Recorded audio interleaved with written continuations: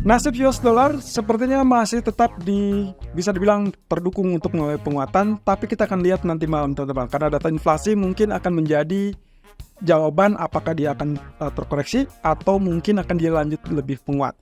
Tapi yang jelas FOMC tadi malam jelas di situ mendorong tapi tidak terlalu banyak. Jadi yang kita lihat adalah sisa dari tenaga kenaikan sebelumnya. Nah, masalahnya adalah apakah ini akan menjadi titik kulminasinya atau tidak? Dan bagaimana dengan nasib emas? Apakah dia akan turun di bawah 2.600 atau dia akan kembali di atas 2630-an? Itu yang kita coba cek dari grafik berikut ini.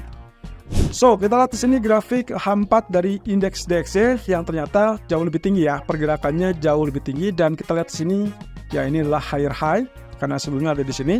Kemudian dia tembus juga 0% Fibonacci retracement yang kita tarik dari bottom bagian ini sampai ke bagian ini. Nah, otomatis yang harusnya kita lihat nantinya harusnya dia lanjutkan kenaikan seperti demikian. Tapi bisa saja tidak. Artinya di sini mungkin saya lebih berpikirnya ini higher high, lalu kemudian ada potensi untuk terkoreksi kembali di bawah 0% dan itu berarti mengincar kembali areal yang kita sebut dengan support yang sebelumnya sempat menjadi resisten 102.26. Nah, alhasil di sini kita memerlukan data inflasi yang mungkin kalau kita prediksikan katakanlah inflasinya relatif lebih rendah gitu ya dari ekspektasi, berarti inilah yang akan terjadi, penurunan yang akan terjadi bagi US dollar.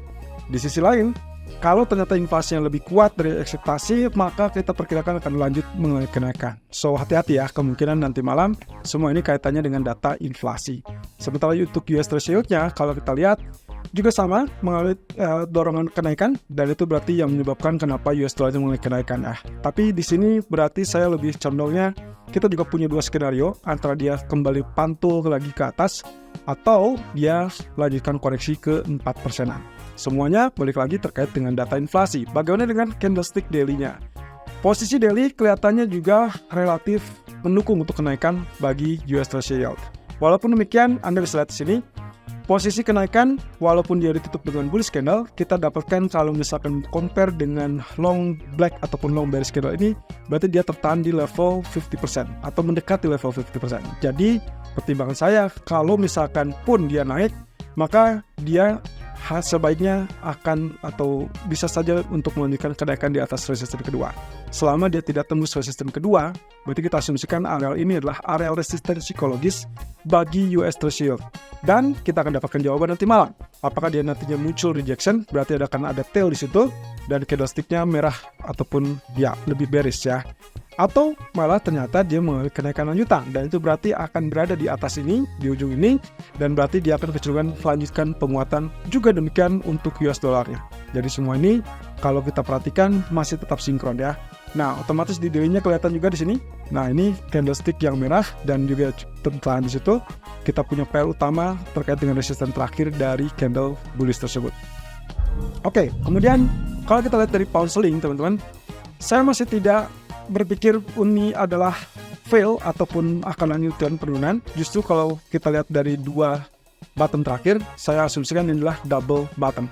Jadi kalau misalkan ini betul-betul double bottom, maka konfirmasinya adalah neckline. Dan itu berarti harus tembus 1.3110. Selama dia tidak tembus, berarti kita belum bilang confirm ataupun belum pasti confirm. Maka ini masih bisa fail dan failnya adalah saat dia tembus 1.3030 ataupun 1.3000. Selama dia tidak tembus ini, maka saya masih sarankan untuk lakukan buy. Tapi kalau misalkan dia gagal untuk naik dari 1.3110, maka saya sarankan exit dari posisi buy, kemudian siap-siap untuk nextnya kalau terjadi retest di bawah, maka yang paling memungkinkan adalah turun lebih lanjut. Oke, jadi pertimbangan saya pertama adalah double bottom. Kalau neckline pecah atau tembus, silakan pertahankan posisi buy dan targetnya adalah setinggi bagian bottom dan itu berarti kita akan mengincar 1.3150-an. Tapi kalau tidak, maka hati-hati Anda exit langsung dan switch strategi begitu dia confirm tembus 1.3000. Ini juga kaitannya dengan data ekonomi Amerika nanti malam, di mana kalau misalkan menguntungkan untuk US dollar, berarti kita akan dapatkan penurunannya. Nah, di grafik daily-nya, kita masih yakin dia naik karena posisi dari bullish divergence masih tetap terbuka, walaupun candlestick-nya tidak meyakinkan ya. Jadi semua balik lagi terkait dengan pola atau ya bisa dibilang pola pergerakan secara keseluruhan. Crude oil Ternyata berhasil rebound setelah dia tertekan sampai zona 71, dan kita lihat di sini arealnya adalah area orange yang juga merupakan support psikologis kuat ya. Jadi sangat wajar dia naik. Tapi skenario untuk kali ini, kalaupun misalnya kita pingin buy, saya asumsikan dia tes lagi atau retest lebih tepatnya supaya nantinya kita dapatkan double bottom juga. Dan skenario berikutnya mengalami kenaikan lalu tembus di atas 74 dan Anda boleh pertahankan untuk terbuka kemungkinan 75 atau bahkan 76.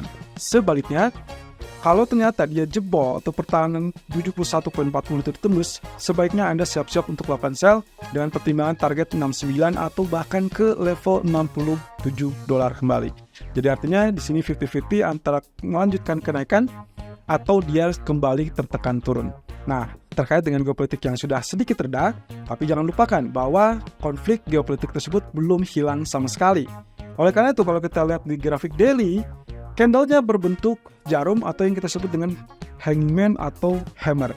Nah, balik lagi teman-teman, kalau kita lihatnya dari candle sebelumnya adalah bearish, maka saya asumsikan ini adalah hammer sehingga kemungkinan potensinya cenderung mengalami kenaikan. Tapi kalau Anda lihat ini adalah hanging man, dikarenakan dia masih tetap muncul, katakanlah dari jalur kenaikan, kemudian dia muncul hanging man, maka kita asumsikan ini yang kecenderungannya adalah mengalami penurunan. So, sudut pandang itu yang harus Anda bedakan, tapi secara praktis, saya lebih berpikir retest 72, Anda boleh buy, kemudian stop loss di bawah 71, dan begitu tembus 71.40 atau 70.50, Anda switch strategi menjadi sell. Nah, tapi kalau buy, Anda juga harus pastikan di kesempatan kedua berhasil tembus 74. Oke, kemudian untuk gold, dari grafik daily saya rubah skemanya yang tadinya kita menggunakan Fibonacci expansion yang juga ternyata sudah ditembus kembali FE 61,8-nya, maka saya putuskan untuk membuat Fibonacci retracement terbaru. Saya tarik dari bottom 2471.80 sampai ke puncak 2685, dan inilah yang hasil kita dapatkan. Saat ini dia berada 38,2%, yang mana secara teknis Fibonacci retracement kalau tertahan di 38,2% biasanya cenderung relatif kuat teman-teman. Jadi artinya kesempatan untuk dia rebound itu sangat besar. Dengan asumsi bahwa dia dalam jalur uptrend, maka penurunan masih tetap dikategorikan normal correction, sehingga saya tidak yakin bahwa dia akan melanjutkan penurunan, at least untuk beberapa waktu ke depan. Kecuali kalau misalkan kita perhatikan nanti data inflasinya kecenderungannya melonjak tinggi, maka hati-hati, yang sangat berpotensi untuk turun 2578 atau bahkan 2553. Dengan catatan, Fibonacci atau retracement 61,8% ini akan menjadi penentu. Selama dia tidak tembus 61,8, maka penurunan dimanapun 38,2 atau 50%, maka itu adalah kesempatan untuk melakukan buy. Secara daily seperti demikian, dan itu berarti koreksinya sudah cukup optimal. Kemudian kalau kita lihat dari grafik H4-nya, peluang dari yang namanya elite wave, saya tetap berkomitmen bahwa wave ke-1 di 2589 tidak boleh tembus. Selama dia tidak tembus, maka ini masih tetap diartikan sebagai wave ke-4. Jadi pada dasarnya wave ke-4 yang kita maksud di sini itu adalah merupakan wave E dari potensi area ini. Nah, peluangnya seperti demikian. Jadi yang kita lihat sekarang ini adalah gerakan dari wave kelima atau yang paling utama dari wave kelima yang bagian ini. Nah, jadi kalau lihat dari seperti ini, sepertinya kita masih tetap punya dukungan untuk mulai kenaikan. At least tidak boleh tembus bagian 2589. Nah, selama itu tidak terjadi, berarti juga didukung dengan volley weight seperti demikian, maka kita tinggal tunggu kenaikan di atas 2620, itulah kesempatan untuk mempertahankan posisi buy. Tapi kalau dia fail untuk tembus 2620, hati-hati segera exit. Kemudian hati-hati nanti malam, karena kemungkinan retest 2599 atau 2600 bisa saja dia menguji atau bahkan turun lebih lanjut sampai tembus 2589 atau bahkan lebih rendah. Nah, semuanya kaitannya dengan data inflasi Amerika. Sementara di grafik A1-nya jelas terlihat di sini betapa bottomnya cukup kuat secara historical. Jadi kemarin kita mengandalkan ini sebagai teritori double bottom, sempat terjadi, dan kali ini kita bisa bilang ini masih tetap menunggu waktu. Apakah dia akan terjadi kenaikan seperti itu, atau justru yang kita lihat adalah penurunan sampai area 2585. Saran saya, begitu lihat data inflasinya ternyata jauh lebih kuat, artinya di atas ekspektasi atau jauh lebih di atas ekspektasi, maka zona ini adalah target Anda, 2585. Tapi kalau misalkan Anda lihat datanya melemah, maka area inilah yang akan menjadi target Anda, yaitu 2630 atau bahkan 2635.